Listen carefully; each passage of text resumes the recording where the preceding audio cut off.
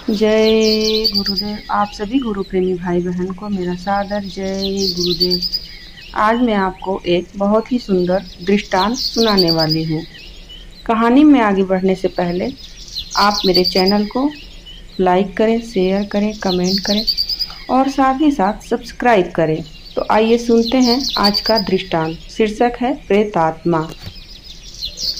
एक संत महात्मा श्यामदास जी रात्रि के समय नाम का अजपा जाप करते हुए अपनी मस्ती में चले जा रहे थे। जाप करते हुए वे एक गहन जंगल से गुजर रहे थे। विरक्त होने के कारण वे महात्मा बार बार देशाटन करते रहते थे। वे किसी एक स्थान में अधिक समय नहीं रहते थे। वे ईश्वर नाम प्रेमी थे, इसलिए दिन रात उनके मुख से नाम जप चलता रहता था। स्वयं नाम का अजपा जाप करते तथा औरों को भी उसी मार्ग पर चलाते। श्यामदास जी गहन जंगल में मार्ग भूल गए थे, पर अपनी मस्ती में चले जा रहे थे कि वहां दूर अंधेरे के बीच में बहुत सी दीपमालाएं प्रकाशित थीं। महात्मा जी उसी दिशा की ओर चलने लगे। निकट पहुंचने पर देखा कि एक वट वृक्ष के पास अनेक प्रकार के वाद्य यंत्र बज रहे हैं। नाच गान और शराब की महफिल जमी हुई है।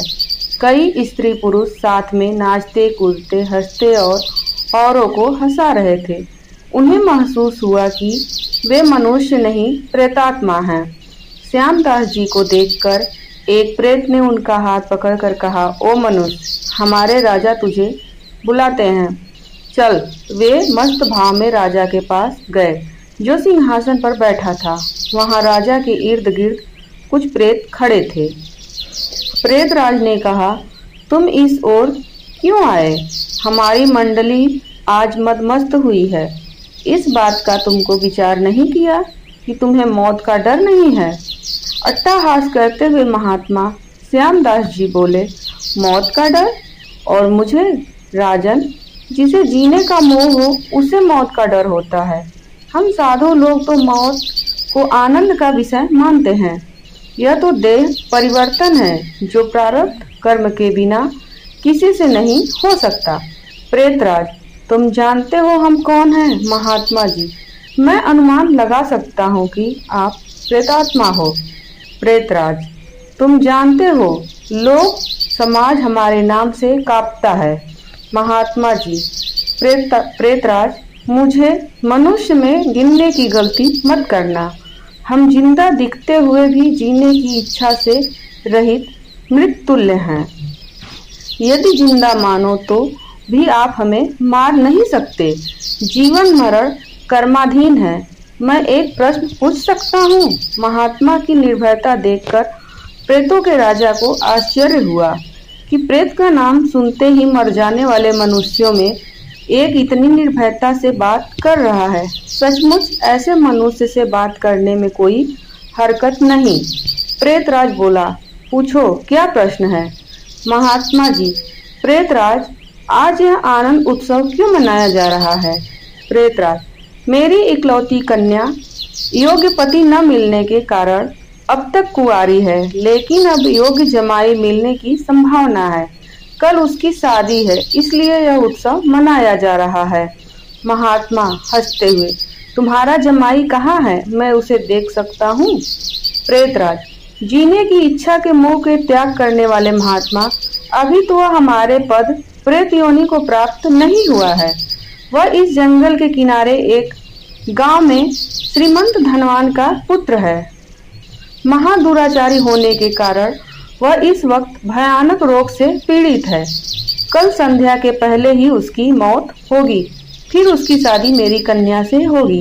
इसलिए रात भर नृत्य और मद्यपान करके हम आनंद उत्सव मनाएंगे। श्यामदास जी वहां से विदा होकर नाम का अजपा जाप करते हुए जंगल के किनारे गांव में पहुंचे। उस समय सुबह हो चुकी थी। एक ग्रामीण से महात्मा ने पूछा, इस गांव में कोई श्रीमान का बेटा बीमार है? ग्रामीण, हाँ महाराज, नवल नशा सेठ का बेटा साकल चंद 1 वर्ष से रोगग्रस्त है। बहुत उपचार किए पर उसका रोग ठीक नहीं होता। महात्मा जी सेठ के घर पहुँचे। साकल चंद्र की हालत गंभीर थी, अंतिम घड़ियां थी, फिर भी महात्मा को देखकर माता पिता को आशा की किरण दिखी। उन्होंने महात्मा का स्वागत किया। सेठ पुत्र के पलंग के निकट आकर महात्मा प्रभु नाम की माला जपते हुए लगे। दोपहर होते होते लोगों का आना जाना बढ़ने लगा। महात्मा, क्यों साकल चंद्र, अब तो ठीक हो? साकल चंद्र ने आंखें खोलते ही अपने सामने एक प्रतापी संत को देखा तो रो पड़ा।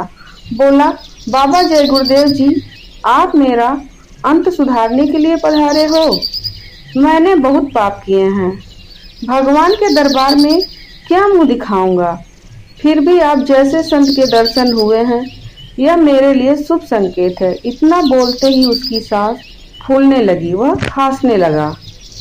मैंने बहुत पाप किए हैं, भगवान के दरबार में क्या मुंह दिखाऊंगा?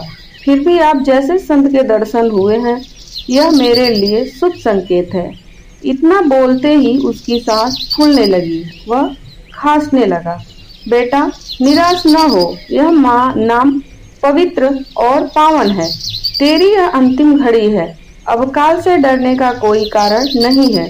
खूब शांति से चित्त वृत्ति के तमाम वेग को रोककर प्रभु के नाम में मन लगा दे, अजपा जाप में लग जा। दिन ढलते ही साकल चंद्र की बीमारी पड़ने लगी। वैद्य हकीम बुलाए गए, हीरा भस्म आदि कीमती औषधियां दी गई, किंतु अंतिम समय आ गया। यह जानकर महात्मा जी ने थोड़ा नीचे झुककर उसके कान में गुरु द्वारा दिया गया नाम लेने की याद दिलाई। नाम बोलते ही उसके प्राण पखेरु उड़ गए। लोगों ने रोना शुरू कर दिया। शमशान यात्रा की तैयारियां होने लगी। मौका पाकर महात्मा जी वहां से चल दिए। नदी तट पर आकर स्नान करके नाम स्मरण करते हुए वहां से रवाना हुए। शाम ढल चुकी थी। फिर वे मध्य रात्रि में जंगल में उसी बट वृक्ष के पास पहुंचे। प्रेत समाज उपस्थित था। प्रेतराज सिंहासन पर हताश होकर बैठे थे। आज गीत नृत्य हास्य कुछ न था। चारों ओर करुण आक्रंद हो रहा था। सब प्रेत रो रहे थे। महात्मा ने पूछा, प्रेतराज, कल तो यहाँ आनंद उत्सव था, आज शोक समुद्र लहरा रहा है, क्या कुछ अहित हुआ? प्रेतराज, हाँ भाई, इसलिए रो रहे हैं, हमारा सत्यानाश हो गया। मेरी बेटी की आज शादी होने वाली थी, अब वह कुंवारी रह जाएगी। महात्मा, प्रेतराज, तुम्हारी जमाई तो आज मर गया है, फिर तुम्हारी बेटी कुंवारी क्यों रही? प्रेतराज ने चिढ़कर कहा, तेरे पाप से मैं ही मूर्ख हूँ कि मैंने कल तुझे सब कुछ बता दिया, तूने हमारा सत्यानाश कर दिया। महात्मा ने नम्र भाव से कहा, मैंने आपका अहित किया, यह मुझे समझ नहीं आता, क्षमा करना, मुझे मेरी भूल बताओगे तो मैं दोबारा नहीं करूँगा। प्रेतराज ने जलते हृदय से कहा, यहाँ से जाकर तूने मरने वाले को नाम स्मरण का मार्ग बताया और अंत समय भी उन महाप्रभु का नाम कहलवाया, इससे उसका उद्धार हो गया और मेरी बेटी कुंवारी रह गई। महात्मा जी, क्या सिर्फ एक नाम जप लेने से वह प्रेत योनि से छूट गया? आप सच कहते हो? प्रेतराज, हाँ भाई, जो मनुष्य महाप्रभु का नाम जप करता है वह नाम जप के प्रताप से कभी हमारी योनि को प्राप्त नहीं होता। भगवान नाम जप में नरकोद्धारणी शक्ति है। प्रेत के द्वारा नाम का यह महत्व सुनकर महात्मा जी प्रेमाश्रु बहाते हुए भाव समाधि में लीन हो गए। उनकी आंखें खुली तब वहां प्रेत समाज नहीं था। बाल सूर्य की सुनहरी किरणें बट वृक्ष को शोभायमान कर रही थी। जीवन का सत्य आत्मिक कल्याण है, ना कि भौतिक सुख। जिस प्रकार मेले दर्पण में सूर्य देव प्रकाश नहीं पड़ता, उसी प्रकार मलिन अंतःकरण में ईश्वर के प्रकाश का प्रतिबिंब नहीं पड़ता है। अर्थात मलिन अंतःकरण में शैतान अवस्था अथवा असुरों का राज होता है।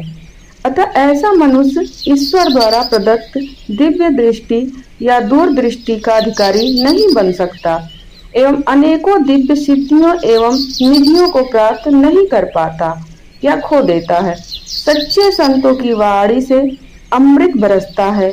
आवश्यकता है उसे आचरण में उतारने की। आवश्यकता है उसके बताए हुए ध्यान भजन सुमिरन को करने की। अतः ऐसे कराल काल कलयुग में तो नाम स्मरण ही कल्प वृक्ष है। जय गुरुदेव।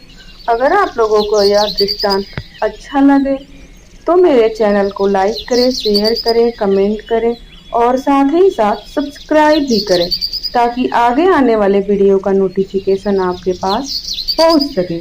जय गुरुदेव।